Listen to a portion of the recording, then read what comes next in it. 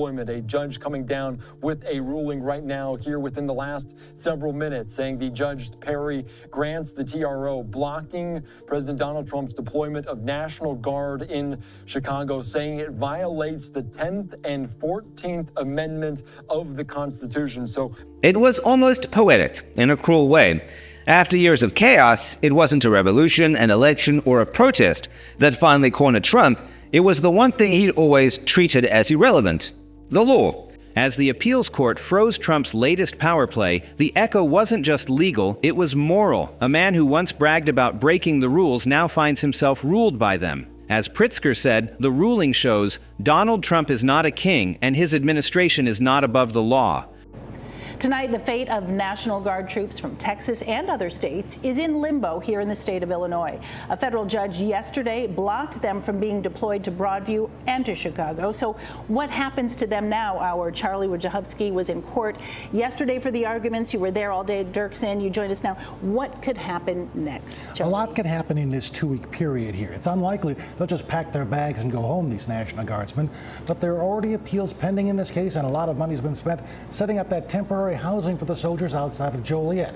So for now, we'll wait for the outcome of those appeals, but the case itself has raised many issues nationally about the constitutionality of the president's actions and about the safety of the people caught in the crossfire of what has become a heated debate. Even before issuing her ruling Thursday, federal judge April Perry said she was aware of the implications it might have to her personal safety. I don't think there's a single public servant, really, who is not being subject to threats, she told the court. Mine started about 10 minutes after I got this case. The temporary restraining order itself is short, only 2 pages, but it does block the administration from ordering the federalization and deployment of the National Guard of the United States within Illinois. In court, Perry made her reasoning clear, noting what she said was a disconnect between the seriousness of the incidents of violence cited by Homeland Security and what she was seeing in the cases before other courts in the Dirksen Federal Building.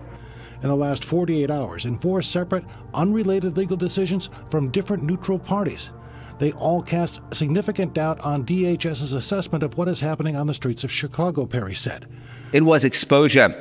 He thought the courts would protect him. After all, he'd stacked them himself. You see, for years, Trump played the system like it was a stage show, but this time, the script flipped. The same law he mocked is now the one line he can't rewrite, and he has to accept U.S. District Judge April Perry's words that permitting Guard troops in the state would only add fuel to the fire. So friends, yet another federal district court judge has used the rule of law and the Constitution to protect the American people from Donald Trump's military abuse and aggression. Judge April Perry just issued an order prohibiting Trump from deploying National Guard troops to not only the streets of Chicago, but the entire state of Illinois. Let's start with the new reporting. This from NBC News. Headline: Judge temporarily blocked Trump administration from sending National Guard troops to Chicago. And that article begins: a judge in Chicago on Thursday issued a temporary restraining order blocking the deployment of National Guard troops in Illinois, finding that the Trump administration's directive violates the Constitution and would only add fuel to the fire that the defendants, meaning Trump and company, themselves have started. In handing down her order, U.S. District Judge April Perry also ripped the Department of Homeland Security's factual accounts of crime its agents have been encountering recently, citing judicial findings in other cases over the past 2 days that the agency has been using unreliable evidence. Those accounts cast significant doubt on DHS's credibility on what is going on in the streets of Chicago. Judge Perry delivered her order after an hours-long hearing in which she appeared frustrated at times, as a lawyer for the Justice Department couldn't answer questions about exactly what the National Guard troops would be authorized to do. Judge Perry said she would issue a written decision Friday, elaborating on her reasoning for the restraining order. Illinois Governor J.B. Pritzker praised the ruling in a social media post. Quote, Donald Trump is not a king, and his administration is not above the law. Today, the court confirmed what we all know. There is no credible evidence of a rebellion in the state of Illinois, and no place for the National Guard in the streets of American cities like Chicago, Pritzker wrote. Treated him not like a king, but like a defendant. And that's the irony, isn't it? When you build a wall of judges thinking they'll shield you, one day that wall can trap you. As Illinois Attorney General Kwame Raoul said, "This is a victory for our state. This is a victory for state and local law enforcement who know their communities and who protect the right of their communities to speak truth to power."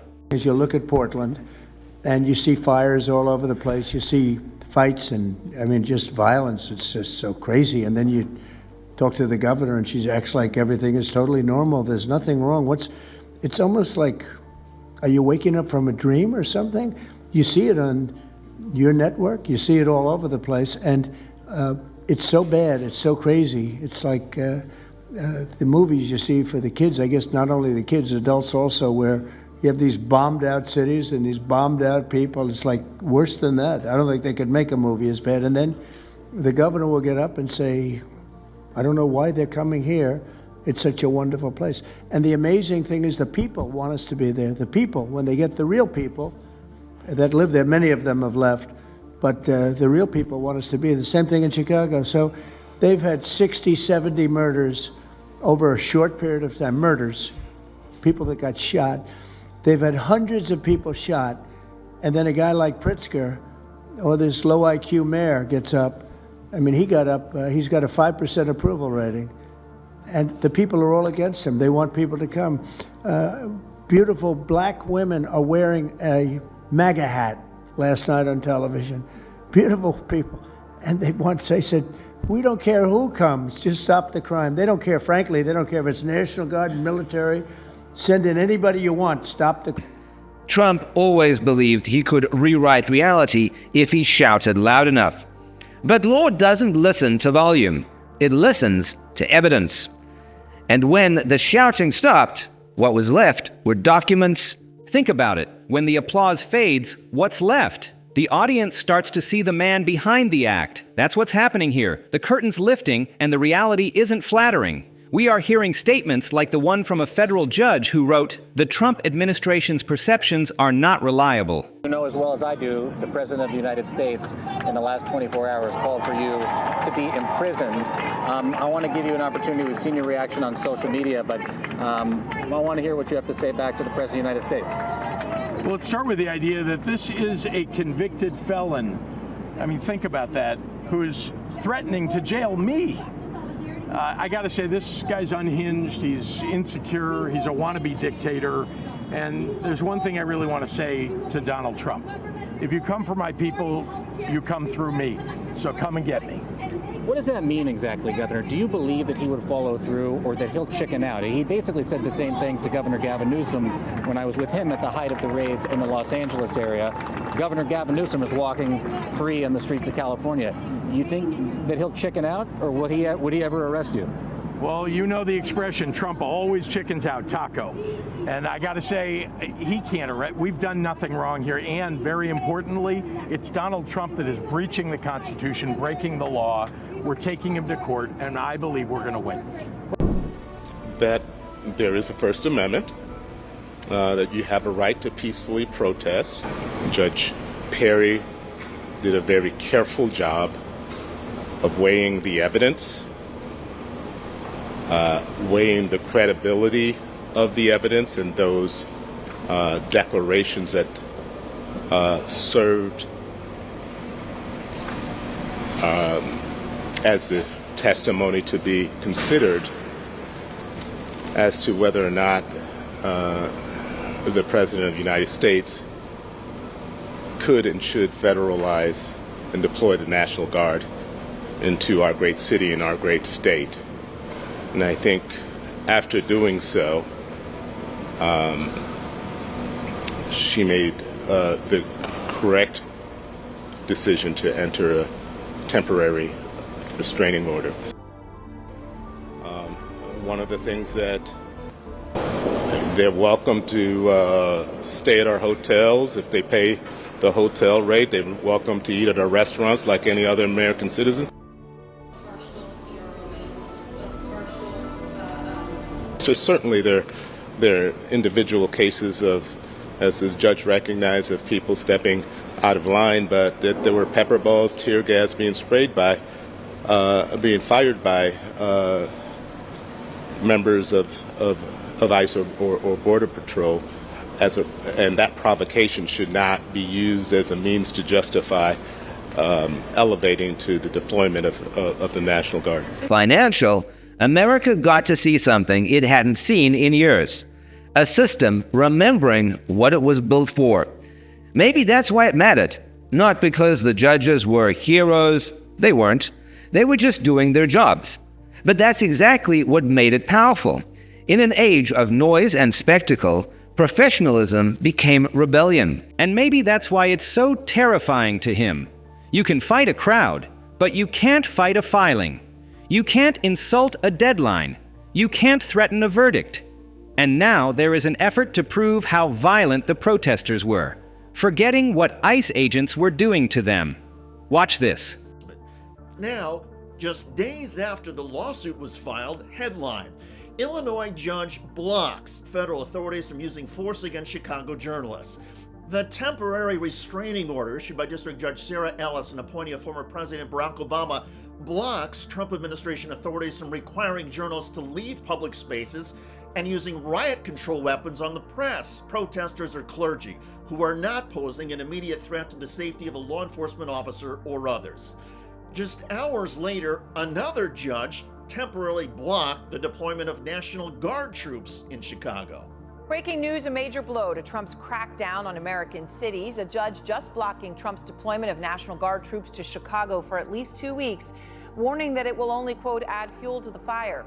The judge also calling the use of chemical agents against protesters, quote, arbitrary and indiscriminate. So, in the wake of ICE agents firing pepper balls at protesters and a pastor, 2 judges have issued rulings against the Trump administration.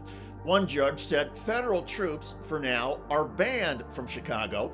The other judge said ICE agents engaged in deportation raids may not use riot control weapons against protesters. On CNN, Pastor David Black. It's a victory that belongs to everyone who lives in the United States of America, and particularly to the brave protesters and demonstrators who've been showing up. And I am so grateful for the work of the ACLU and Lovie and Lovie, who argued this case so well and brought it to this conclusion. ICE agents in this incident did more than just shoot the pastor with pepper balls. Moments after Pastor Black was hit and got back up off the ground, another video shows ICE agents pushing him and spraying chemical irritants in his face. You can see in that video ICE officers shoving protesters who are standing and speaking and chanting and singing peacefully and praying peacefully, shoving us down and then dispensing a huge amount of chemical weapons onto us. I was drenched from the crown of my head to the socks in my shoes. It was indiscriminate and it was vicious. But there did not appear to be much, if any, humanity from some of the ICE agents. And when firing down at the protesters from the roof, a few of the agents seemed to take some sadistic pleasure in their use of force. Yeah, we could hear them laughing as they were shooting us from the roof, and it was deeply disturbing. We've gotten to witness a few things about these ICE agents operating in Broadview, and really what it has shown us is how disorganized they are and how poorly supervised and trained they are. Illinois Attorney General Kwame Raoul called the ruling a victory for the rule of law, and he is right after you see how cruel ICE agents are. Every courtroom became a mirror he couldn't break. Every ruling stripped away the myth he'd sold, that power makes you untouchable, ruling against him. They quoted the Constitution instead of cable news. They treated him not like a king, but like a defendant. And suddenly, the showman ran out of stage. That's when the rage began. He attacked them all, called them corrupt, biased, enemies of the people. But the truth is, he wasn't afraid of injustice. He was afraid of accountability. Because accountability doesn't bend to charm or threat. It's cold, procedural, boring, and unstoppable. It's the one thing that can't. And when the shouting stopped, what was left were documents, signatures, and truths that didn't care about politics. That's how power ends, not in flames, but in paperwork. And maybe that's the final irony. The man who built his empire on television was finally undone by transcripts.